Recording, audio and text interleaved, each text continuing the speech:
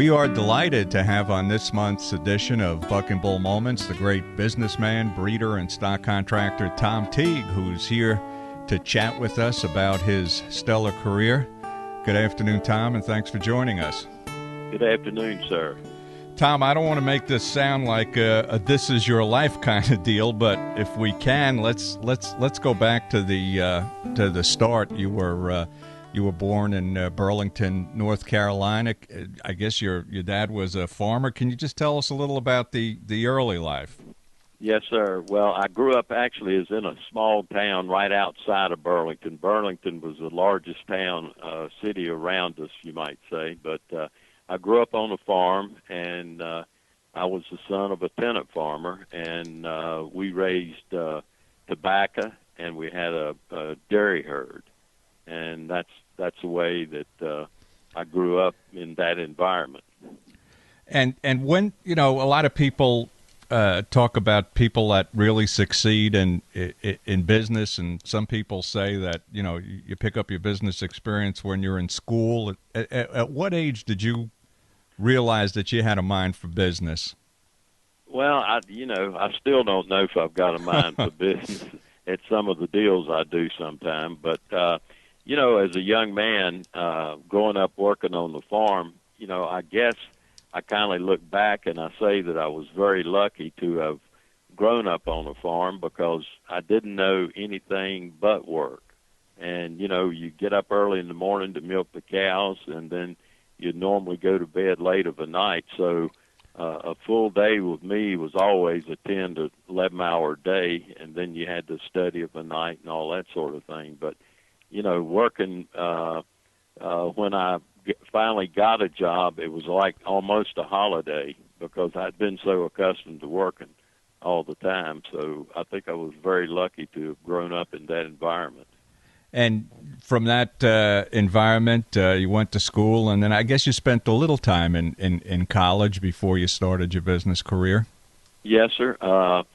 And I didn't really, if I had one thing, I wish I had graduated from college, but I went on a very limited basis because once I got to school, when I was the gentleman that owned our farm that we worked on, he owned a lot of property, he had his own business, and he was kind of my hero when I was a young man, and he would always come around, and I always got a lot from him. He always taught me, he said, save your money, never spend it foolishly, and someday that you'll be surprised you'll have some money, and that was really my goal in life. So he taught me a great deal about wanting to make money. Well, I went to college, and after I got in there, college professors were always telling us how much more we'd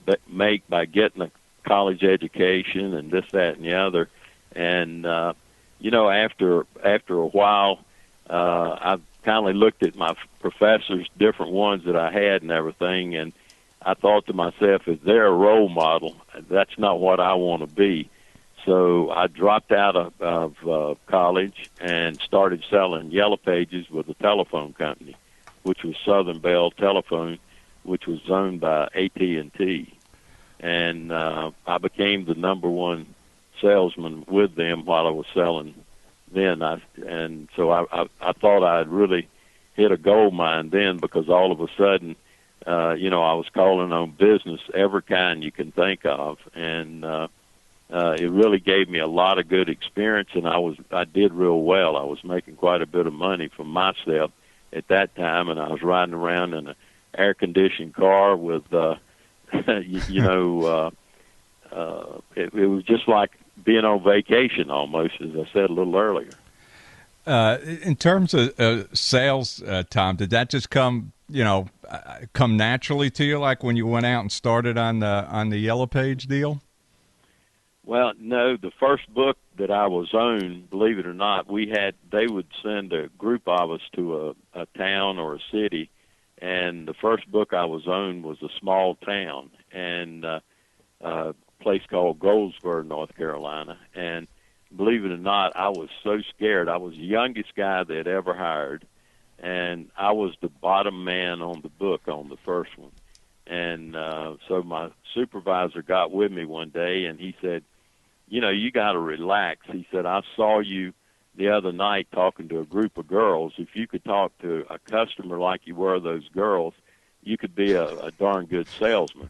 So I kind of listened to him on that, and they had what they called a turnpike to the sale, what you would do, and I was trying to follow the turnpike rather than be myself. So I just started trying to be myself and calling on them, and it just came naturally. And from then on, I led just about every book that I ever worked on after that, and they put me only in the big cities. Yeah, it's pretty amazing, Tom. I mean, sales now are done so much through the phone and the internet. You forget that at one time it was good old shoe leather and developing those personal kind of relationships that really close sales. You're so correct. So, Tom, you went from those early days in sales, and then you got involved in the trucking business. How'd you make that transition? Okay, what I did, I was selling Yellow Pages, and I called on the Mack truck dealership here in Winston-Salem, North Carolina.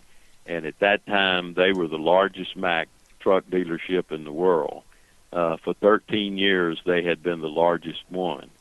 And I called on them and sold them a lot of Yellow Pages. And so the next morning, the very first thing, I get a call at my office. Well, I was always the first one at work because growing up on a farm, you know, I got up every day at 5 o'clock. And so I was at the office, you know, usually an hour or two before anybody came in. And I thought, oh, my gosh, this guy's calling to want to cancel his advertising. Thought he had buyer's remorse. And instead, he asked me to come out. They wanted to talk to me. And I said, was something about your ads? And he said, no, we just like to talk to you. So I went out and talked to the president and his father-in-law. And long story short, they flew me to Nashville, Tennessee to a customer that they had, or one of their people that they had as a Mack dealer that had gone in the truck leasing business, and they wanted to go in the leasing business. So they flew me out there to see if he thought that I could do the job. And he called them back and said, if you don't hire him, I am. And so that's how I got to get started in the truck leasing business. So you started with that Mack dealership, and how did that evolve into your own business? That was a tough road to begin with, in that for me to take the job, and that's been 49 years ago. At that time, I was making right at $20,000 a year. 19.7 something was my last year, but I was making that kind of money. Well, to me, that was a lot of money back then. And in order for me to take the job, they were only willing to pay me $11,000. So I had to take a big cut.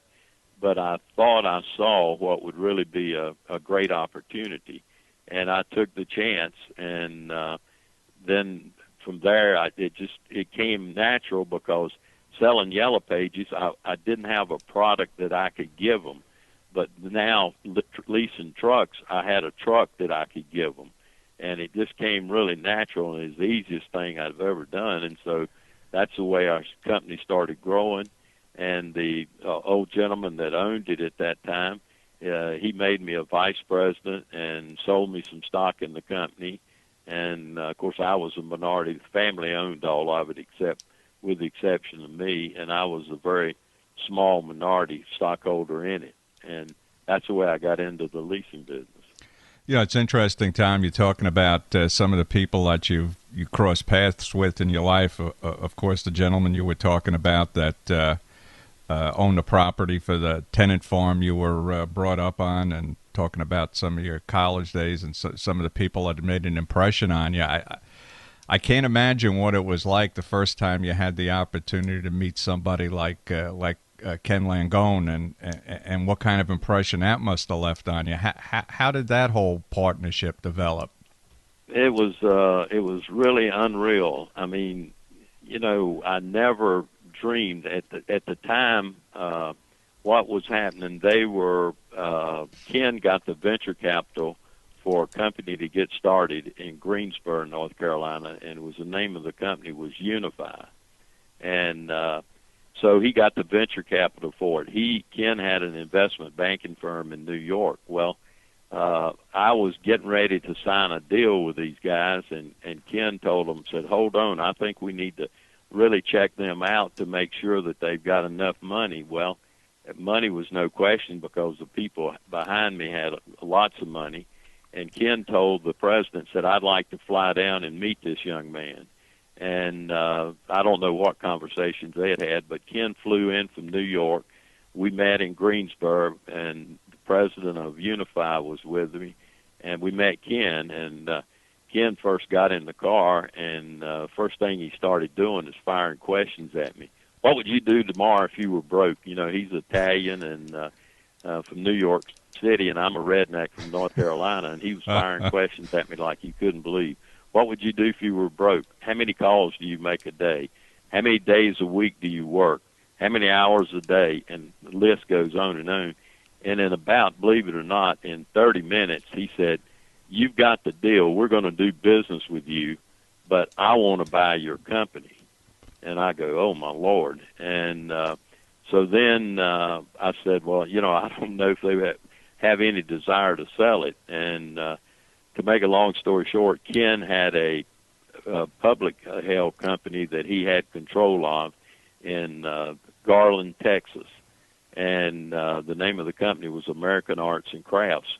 So he took that company, bought our company, and I went from the minority stockholder to the largest stockholder in the publicly held company. And that's really the way that I got started. And Ken and I have been in business for maybe a good 39 years, and believe it or not, to this day, we have never had the first cross word. And, in fact, I named my second son after him, and he's just the greatest friend I've ever had in my life. Yeah, an interesting guy when you watch him on television with some of his political commentary. He seems so intimidating, and the next time you read about him in the newspaper, you know, he's donating millions of dollars to a charity. The big question is, though, why didn't he let you get in on the Home Depot deal? I was one of the original investors. Oh, were you? I didn't realize that. Yes, sir. I was one of the original investors, and also Ken, after we got in the company, we got in the deal together, he said, you know, I own part of you, Tommy. We took our company private after it was a public company. We took it private, and he said, you know, I want you to have 2/3 of the company, and I'll take 1/3. And I said, no way. I said, I'll be happy with 1/3. He said, it's your company. You take 2/3. I'm going to take 1/3. And then he said, I own part of you. Now, I want you to own part of me. And he sold me part interest in his investment banking firm in New York. And our company was the one that was highly involved in taking Bernie and Arthur Public at Home Depot. Yeah, you know, I've read that story in the past. I guess they were with a company called Handy Dandy. And California. Right, and I guess Ken got involved in that. I don't remember the whole story, but he sort of convinced them to, I forgot exactly how that happened, how he got them out of Handy Dandy and into structuring Home Depot. Yes, well, there's a book that Bernie and Arthur, I think, I forget which one put it out, but it's a good book. You should read it sometime. It's a lot of good stuff in there about it. But Ken was really the one that put them together, and well, they were fired from Home Depot. I'm not from Handy Dandy. They were fired, and they came back, and Ken got the venture capital for them to get started, and that's the way they started out. It was about maybe 20 of us, and I forget exactly how much we put up per person and so on, and that's the way Home Depot got started. You know, when you look at a guy like Ken and that great story you told about when he got in the car with you and just fired those questions off, it's pretty amazing how some people have that ability in just a very, very short period of time to read somebody and know, you know, in this instance, whether you were worthy of a partnership with them. Do you have that kind of instinct in business? No, I don't think I couldn't even consider myself like Ken. He's probably one of the most brilliant people I've ever met. But, you know, occasionally he'll, from time to time, he calls on me, and we'll have dinner with somebody, and he wants my read on that particular person, or, you know, a certain deal that he's involved in or something like that. It's, you know, we play each other. Sometimes he's the bad guy and I'm the good guy, and sometimes I'm the good guy and he's the bad guy. So, you know, it's just business as usual. So with every business, as you're mentioning, comes the opportunity once you start to succeed to, I guess, enjoy some leisure time. So let's go from the business world to PBR first. I guess as a fan, when did you attend your first PBR event? Well, as a fan, number one, years ago, I used to steer wrestle in rodeos, and I remember I broke my arm one time, and the gentleman I was working for at the Mack dealership, he came to me and he had a high-pitched voice, and he said, how'd you break your arm? And I said, steer wrestling. And he said, what do you get when you win? And, you know, it wasn't much back in those days. And, of course, the first 3 times I ever went to rodeos, I won 3rd place in each one of them, I think it was. But anyhow, I told him, and he said, well, I think you got a decision to make. And I said, what's that? And he said, you either got to be a truck leasing salesman, or you've got to be a cow jumper or something like that, he called it. And so I said, I made my decision right quick. I was going to be staying what I was doing. But I loved that, you know, the rodeo. And so I went to, it was back in August of 95.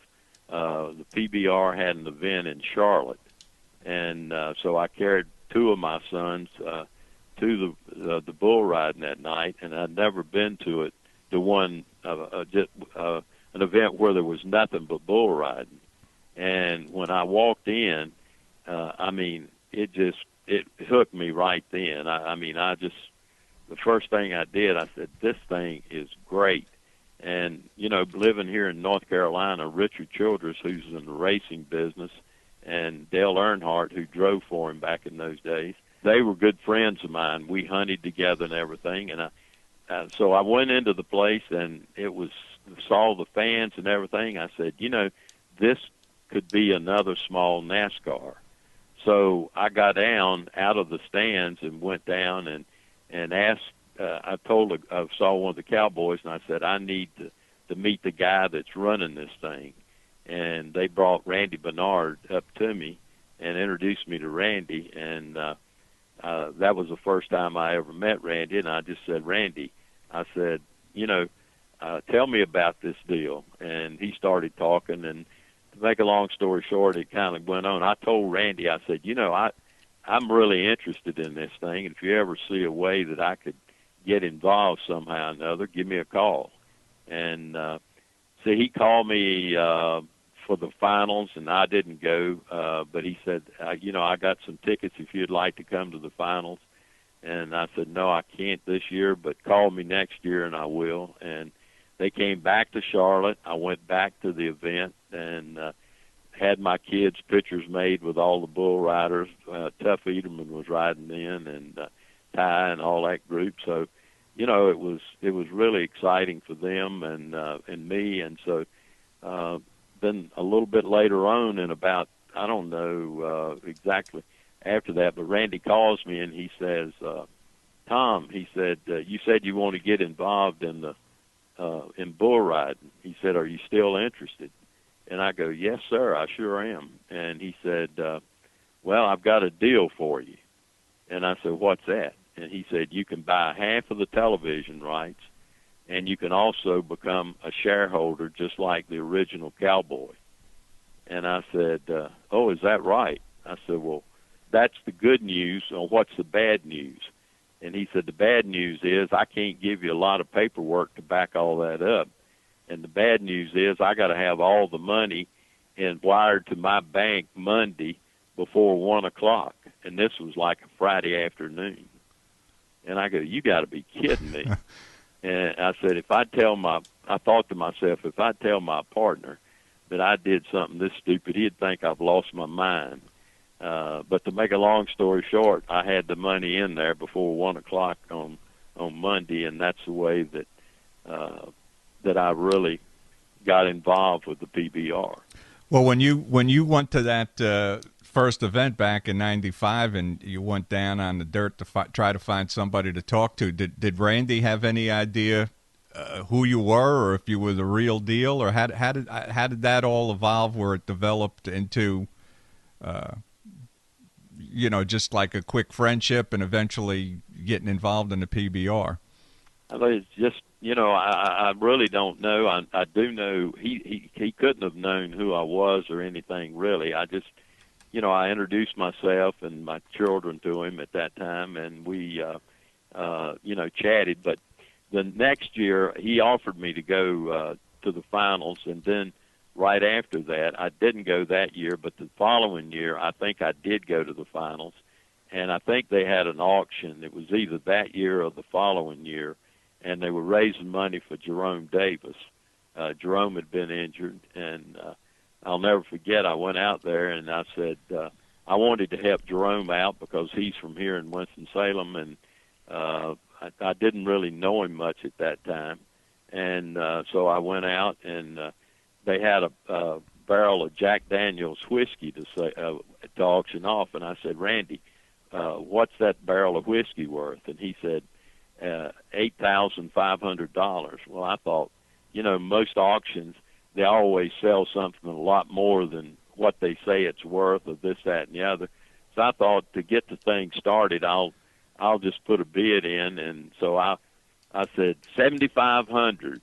Well, guess what? Not another person raised their hand. I was the only bidder, and I bought a 55-gallon drum, a barrel of Jack Daniel's Black Label, and which I hadn't intended to buy, but anyhow, I knew it was going to a good cause, and so I got to know Randy somewhat doing things like that, and going to the events, and we'd talk back and forth on the phone, and he would ask me what business I'm in, and so on and so forth. So it all kind of led up to that as we went along. So you had a really short window of opportunity to make that investment in PBR. Was that just a gut check on your part, or did you have in those couple of days that you had to gather the money? Did you have a chance to consult with anybody? No, I really didn't. I didn't even. I just talked about it and to myself, and I really believed in Randy. I really did. I'd got to know him. He was the kind of guy that, the first time you meet him, you like him.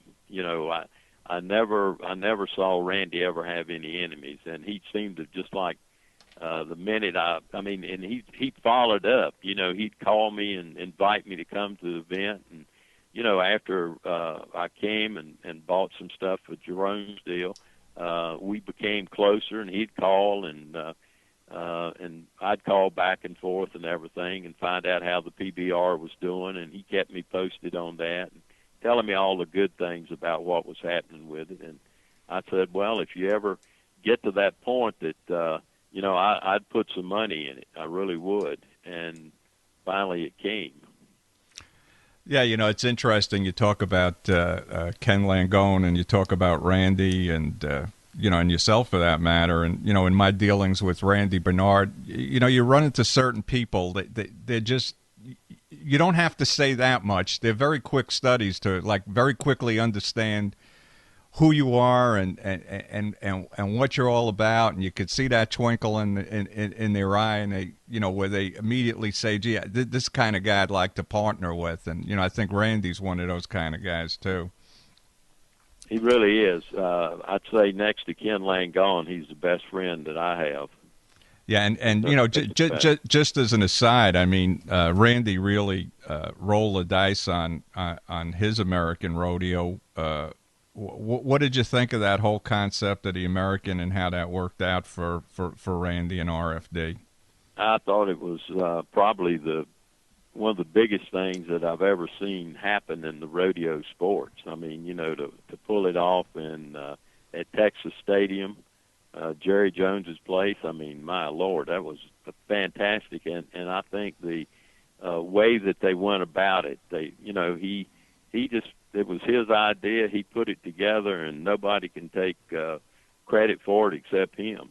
And he could have never had worse weather at all. But it was quite an event, biggest event I've ever been to, and since I've been involved in rodeo or bull riding or anything. It was quite a deal.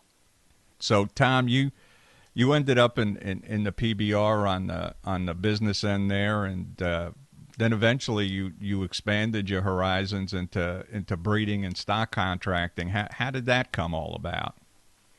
Well, once I became a stockholder and I was on the board, started attending meetings, and Jerome Davis, he's here in North Carolina, and he was on the board, and I got to know Jerome, and he and I got to talking about it, and I knew I couldn't be a bull rider because, number one, I was too old, number two, I was too chicken, I guess.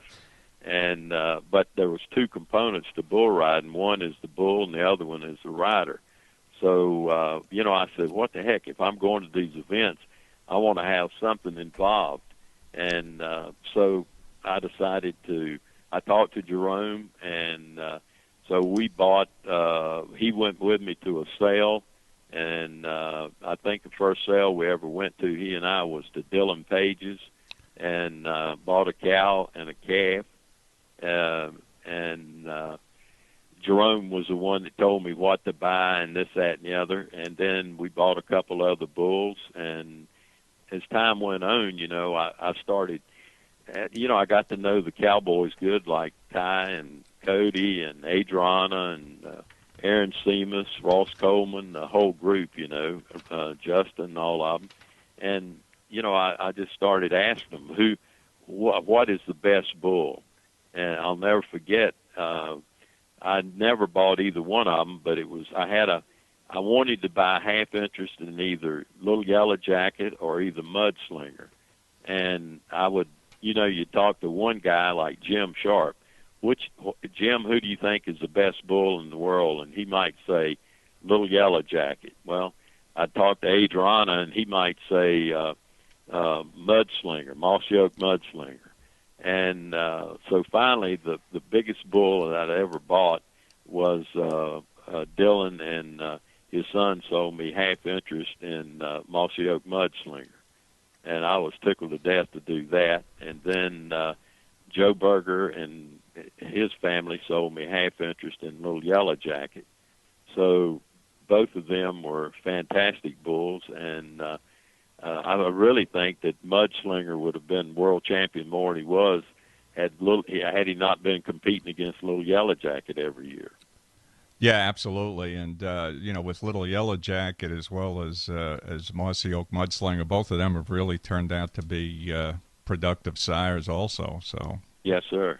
So it wasn't just a bull in terms of their competitive edge. They were both destined to be great sires. So in that whole, I'd call that the golden age of Tom Teague as a stock contractor. There was you had Mossy Oak, who you're talking about, and Little Yellow Jacket, I'm a Gangster, and of course the great Bones. So you put together quite a powerful operation. And at that same time, it was really also a golden age for Chad Berger, and you two guys were the driving forces in the PBR at that time in terms of stock contracting.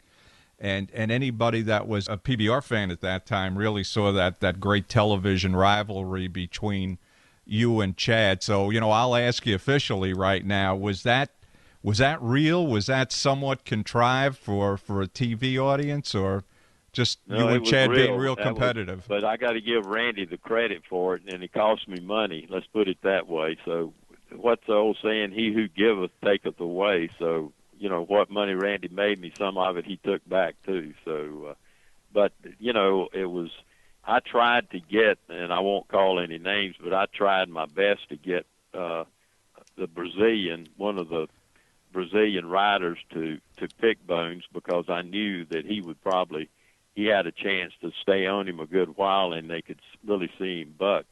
And I went down, and I told him, I said, I'll give you $1,000 if you'll pick him. And he goes, no. And so he didn't do it. But anyhow, somebody else, he was last pick, I think. And, of course, he threw the rider off real quick, and of course the judges always say, well, we never had a chance to see him buck that much, and but that's that was there, and Chad had a great bull, and so he won, and so what the heck. Yeah, Chad, of course, at that time, the bull then was Big Tex, and nothing used to beat Tom when you used to watch that on TV during that rivalry, and if things weren't going well for you, they'd always show you and Penny on camera, and you just had that look like, man, I'm just not happy right now. It hurts. It hurts. I'm a sore loser. Yeah, then of course you moved the ante up also, because if I remember correctly, you put a bounty on J.B. Mooney riding on Bone. So how'd that come about? Well, that was some more of Randy's ideas and everything. Randy was always creative. He was wanting to do whatever he could to sell tickets and to get people interested in the PBR, which he did a magnificent job. And so he came up with that idea, and, of course, naturally I went along with it. I mean, to this day, when Randy's got an idea, I'll listen to him. I always do that. And he, like I said, I really believe in him. And but JB rode him, and I was glad to see him do it. I mean, anytime that I never really had a problem with anybody riding my bulls as long as they really got a high score. You know what I'm talking about? If they went out there and my bull ran off or something like that, I wanted to kill the bull. You know what I'm saying? But if a guy went out and rode him, what the heck? I mean, all I was have good days and bad days and so on and so forth. But, JB just put it on him, just like he rode Bushwhacker. I mean, a guy like J.B. Mooney or a guy like Justin McBride, I was sitting with Justin one day, and he picked the bull. I think we were in Tennessee or somewhere, and he picked the bull that nobody had ridden. And I said, Justin, why'd you pick that bull? And he said, because I know I can ride him. And sure enough, he rode the bull for 92 or something. Don't remember the bull's name, but I would love to see the statistics as to how many bulls that Justin McBride rode that had never been ridden. I mean, it would probably astound us all. Yeah, I think so. It's true with JB. This kid always steps up to the plate, whether he was whether he was hurting. He'd always pick the toughest bulls, in the short go. So, well, JB is he and Justin are two alike. They and JB that.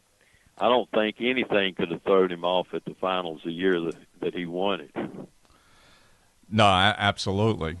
And let me just ask you this in terms of JB, and you're talking about Jerome Davis, and try to explain to me why in an area where you really don't think about bull riding as reigning supreme, that being North Carolina, why do you feel so many great bull riders, and you got Jeff Robinson out of North Carolina now?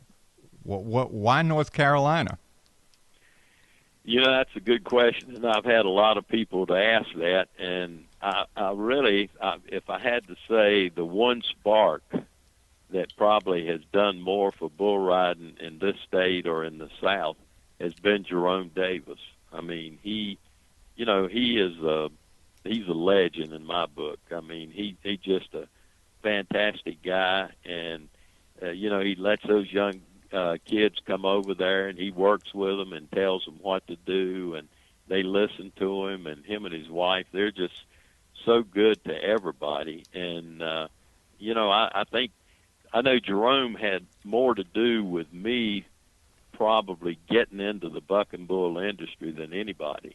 Now, Randy had more for me to buy into it, but once I got into it, I had to go to somebody that I knew or believed in, and Jerome's such a role model that, man, I listened to everything he said, and we talked, back in those days, it wasn't many days that we didn't talk. And I'll never forget when Bones was going for world champion, and the first time, and Jerome, I went by him and I said, Jerome, if this bull wins the world championship, I'm gonna give you the pick of any seaman that I've got. He said, okay, and he won, and I did give it to, and Jerome and I, we played around a lot like that, and I know the second time that he threw Marchie and won the world, I happened to run into Jerome, and I said, you're my lucky charm, Jerome. Anything else that I've got you want seaman on, just let me know. And he said, you got a deal. And sure enough, he went out and did a good job that night. Yeah, Jerome is an amazing guy and an inspirational guy, and of course Tiffany also. When Jerome had that terrible accident, just stood by his side so closely, and they're just two amazing people. They really are. They're fantastic. Let's go back for a minute to Randy Bernard, who we've talked quite a bit about, and obviously from what you've been saying, you've had supreme confidence in Randy and the direction he was taking with PBR, and then I guess it was back. Just trying to think, it was right around 2010 that Randy left PBR to go to IndyCar. Two questions about that. First of all, how did you feel about Randy's decision to go to IndyCar? And secondly, did he discuss that with you? Did you have any advance warning that he was going to do that? Well, no, we all talked about it, and I personally, I wanted Randy to stay. I would say maybe more than anybody. Ty or Cody, I'm sure they wanted Randy to stay because they were really close to Randy, and but on the other side of the coin, Randy called me one Sunday night, I'll never forget, and he said, Tom, tell me what I should do. I said, Randy, I can't tell you what you can do, or you should do. I said, you know what you've got here. I told the guys with Spire, I said, I think we should do everything in our power to keep Randy because he's done a great job. The sponsors loved him. I mean, it was, we were doing good, and but anyhow, Randy had this huge offer and everything, and at that time, and I guess he really felt like that he couldn't turn it down. I said, I'm not going to tell you to stay here because you might always be saying to me, I wish you hadn't have told me that because look what has happened to the IndyCar and et cetera, et cetera. So, it's just like I'm glad that I made the decision to leave or to go with Ken and bet on him 100% when I went with him. And so Randy had to make that decision, and whatever he went with, I was behind him. I hated to see him go, but I was certainly behind him because if he thought it would make more money to him down the road and enrich his life, I was behind him 100%.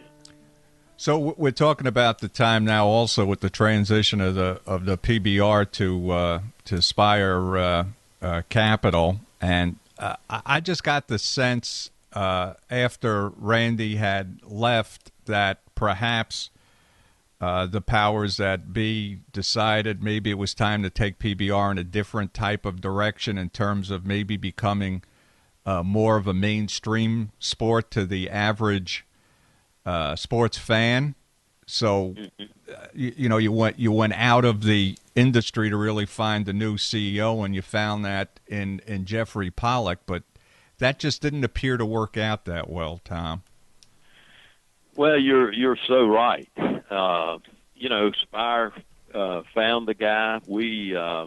They had us interviewing the members of the board with different consulting firms and finding out what we liked and what we didn't like and all that sort of thing. And Jeffrey came with a real loaded background. I mean, he looked great, and every one of us bid into it. I mean, we bought into the whole exercise, and but in looking back on it and everything, I just think the culture was totally different from what he was accustomed to. It's the Western style, and I say the Western rodeo, bull riding, and things like this is a total different from a gambling casino or different things. And so I think the culture just wasn't there, and so many people that worked for Randy admired him, and I would say that the guy at the same time, in Jeffrey's behalf, he probably had a tough time doing what he was trying to do. You know what I'm saying? I mean that his maybe everybody wasn't giving him the whole support that they should have. That I don't know. I just know he did not fit for the PBR, and which when we brought Jim Hayworth in, that was the greatest thing because he was a perfect fit for the PBR. Yeah, I think one thing that Pollock probably lost perspective of, and I'm a guy, Tom, that was born in New York and enjoyed watching PBR and TV before I got involved in the industry. And I'll never forget, I was in Jeffrey's first year. I was in Madison Square Garden, and at that time, Exclusive Genetics. We had a number of cowboys that we were also agents to and sponsoring. And I was talking to L.J. Jenkins, and it was right before cowboy introductions. And I said, L.J., don't you have to get ready for cowboy introductions? And he said, well, we're not really doing that anymore. I said, you're not going out and tipping your hat to the crowd? And he said, no. And, I started telling L.J., I said, this crowd here in Madison Square Garden, you got a full house here because once a year people have the opportunity to absorb that Western lifestyle, something that they're not part of. And Sure. And you tipping your hat, that's just really part of that whole Western lifestyle. And now you're taking that away. So, it's one thing to say you want to become more mainstream, but maybe you really got to say, well, what's PBR all about, and what does it mean to people when they come to PBR once a year and absorbing that Western lifestyle? You're exactly right. He just didn't. It just didn't work. It didn't work at all. I mean, my philosophy in business has always been, if it isn't broke, don't fix it. And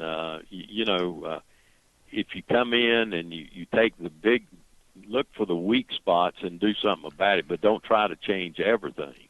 I know a company here in Winston-Salem one time sold to a big company conglomerate out of Chicago, and they were in the donut business. Well, the first thing they did is change the recipe on the donuts. Guess what? They sold it back for nothing. Right. So, he went in and he wanted to change things, and he wanted to change everything at one time, and it just couldn't do it. It was totally failure. And I think the one area that he did succeed in and probably left his mark in the PBR that way is in terms of the way the television coverage evolved and the quality of the productions that came to PBR at that time and to this very day. Yeah, I think some of that did as a result of him. I have to give him credit for that. Yeah, that was, I guess as David Neal, he had brought in Pollock himself, and that was just that certainly was a great move. And David was a great move. You're exactly right. And you mentioned Jim Hayworth now, and Hayworth, I think, brought everything back together. He's a very affable guy that just gets along with everyone, gets along with sponsors, gets along with investors, and gets along with cowboys. I mean, it's just a perfect fit for the PBR. He sure is. And, he's got the good thing about Jim, too, is he's got a great business background. I mean, he's really sharp when it comes to running a company. And not only that, but the Western lifestyle really suits him. He's been in the cutting horse business and he's had ranch cattle and stuff like that. So he understands cowboys, and he likes the style, and the guys love him. I mean, there's no question about it, and he's the greatest thing that happened to us since Randy left.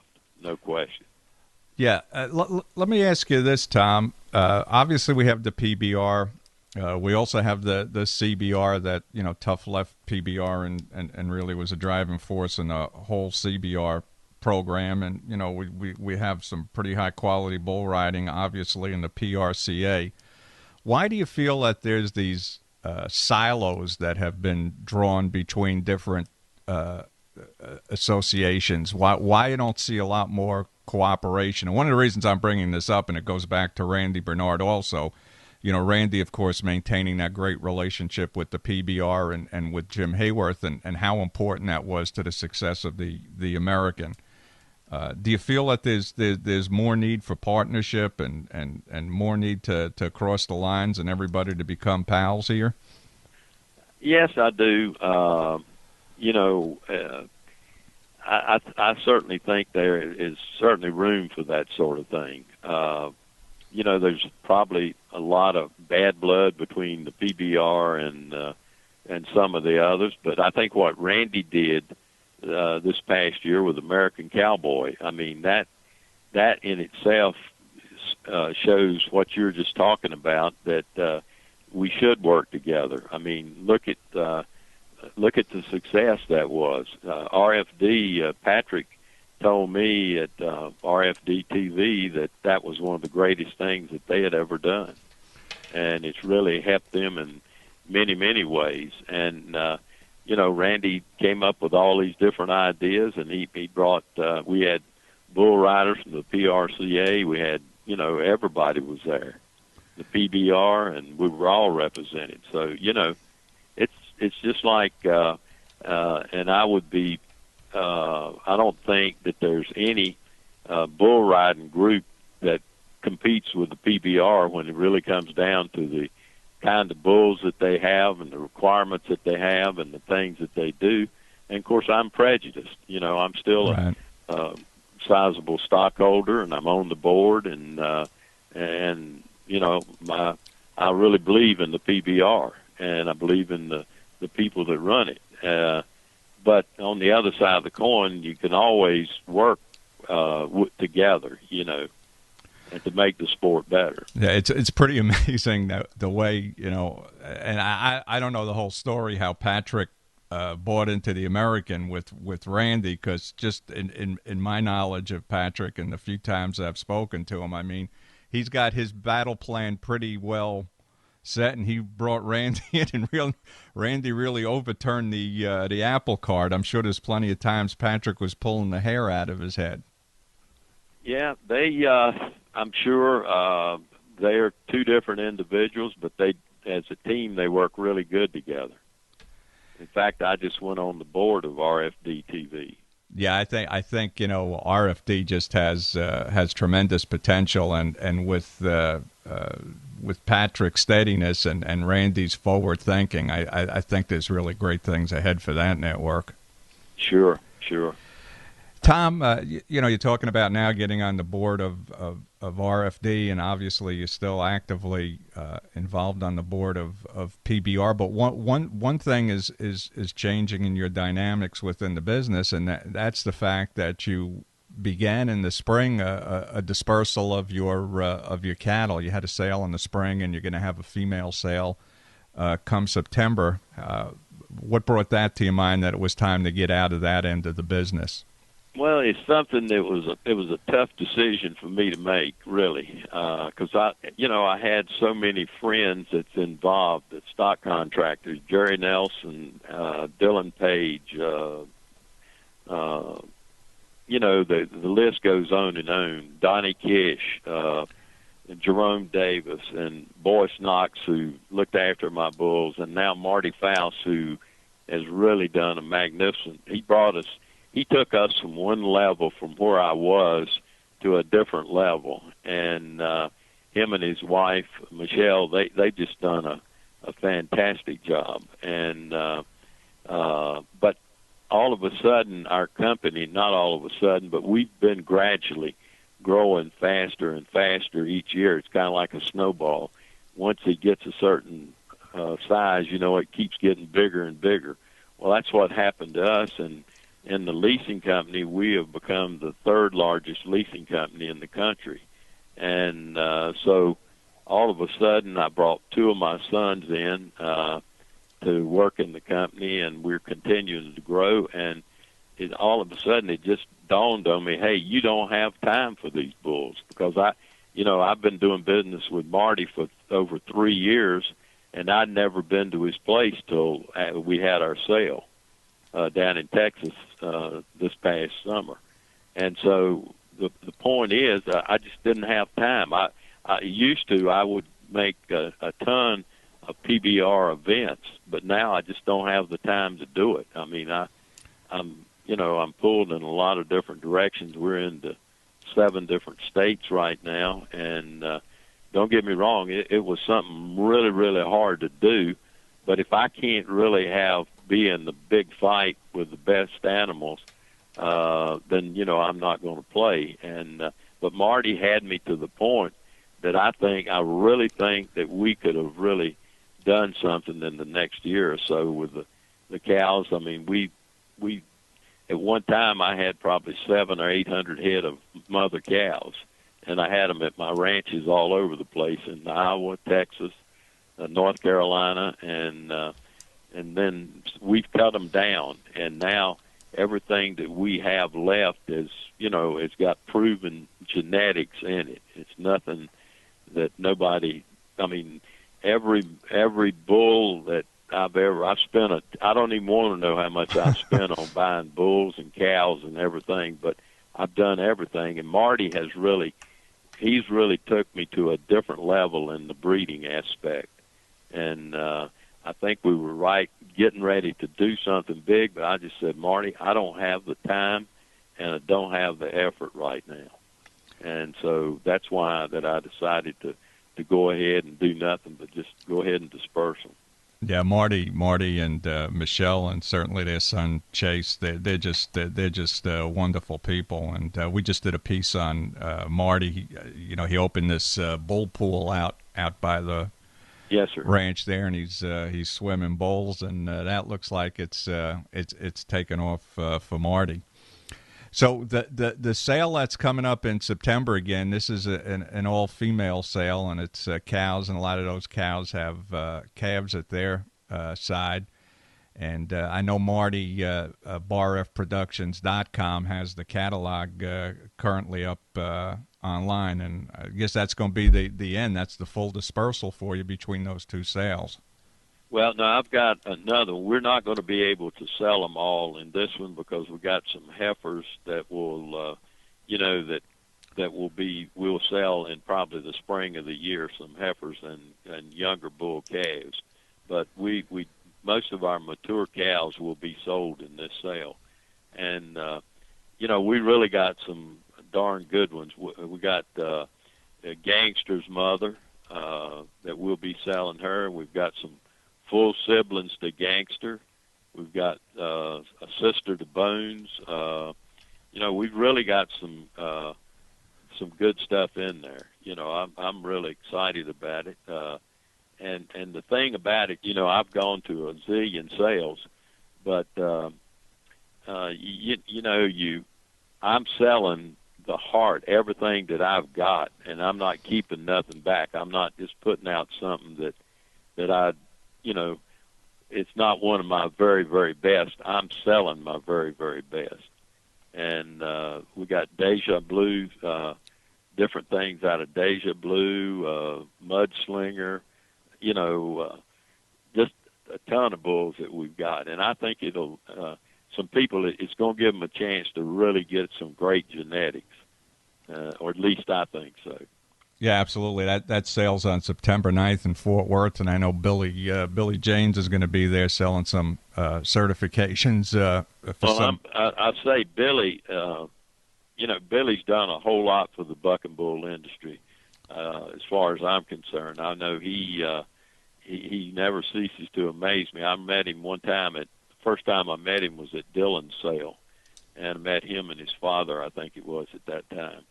But Billy has really done an outstanding job of promoting bull riding, bull breeding, and the classics and all the things that he does. So we're really excited for him to come and be a part of it.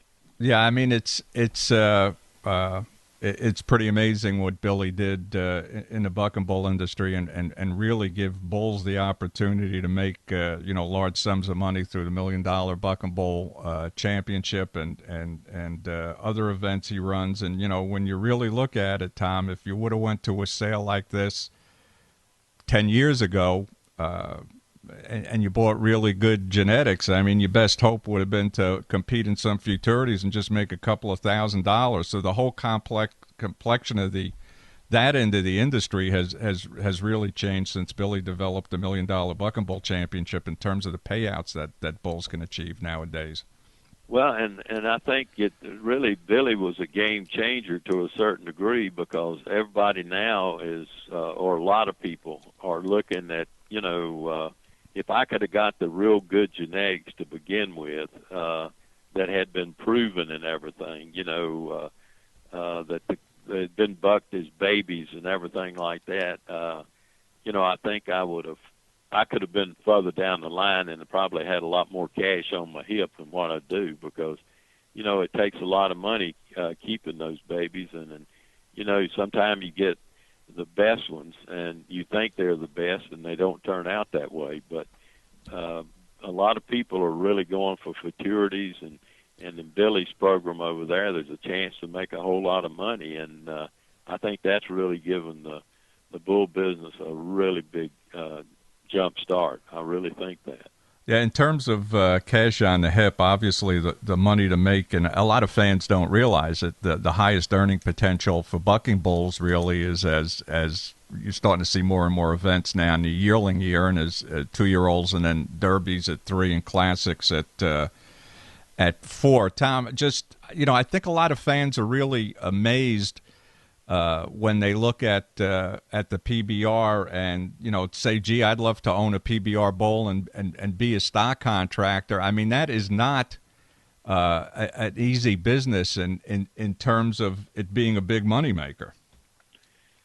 Well, you're exactly right. And I think that, the person that wants to be in the buck and bull business, just like when I bought half interest in Mudslinger, which is the first big bull I bought half interest in.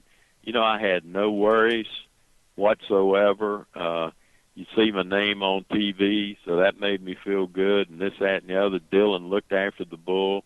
I didn't have to worry about truck drivers. I didn't have to worry about feed. I didn't have to worry about vets.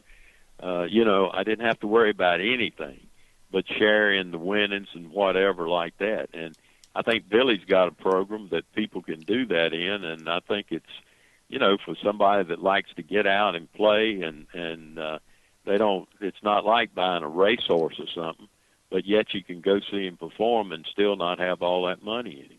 Yeah, absolutely. So, Tom, we wish you the best of luck with this sale. Just a couple of more quick questions. What do you see as the long-range prospect for the PBR over the next several years? It's never been brighter, and here's one reason.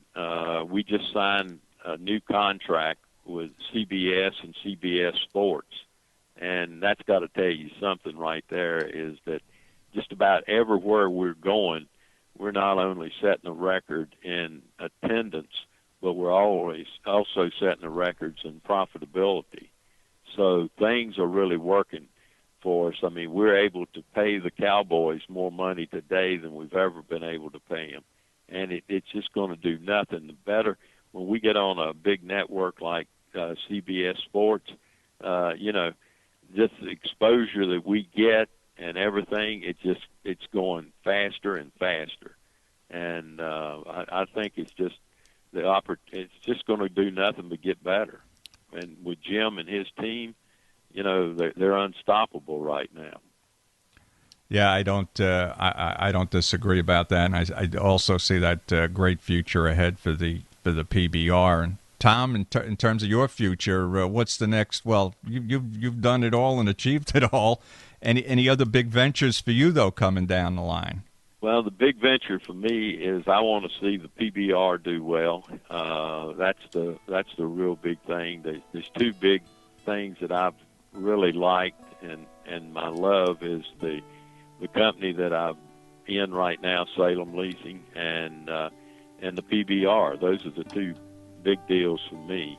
And so, you know, I hope the PBR does good, and I'm devoting my time basically to the PBR.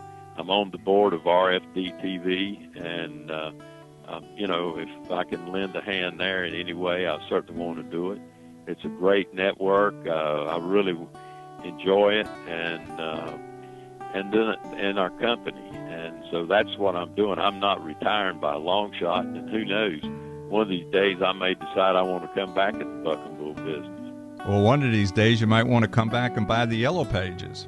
No, I don't do that, because now everything is on the internet. Tom Teague, thank you very much for being with us. Well, thank you. You're very kind.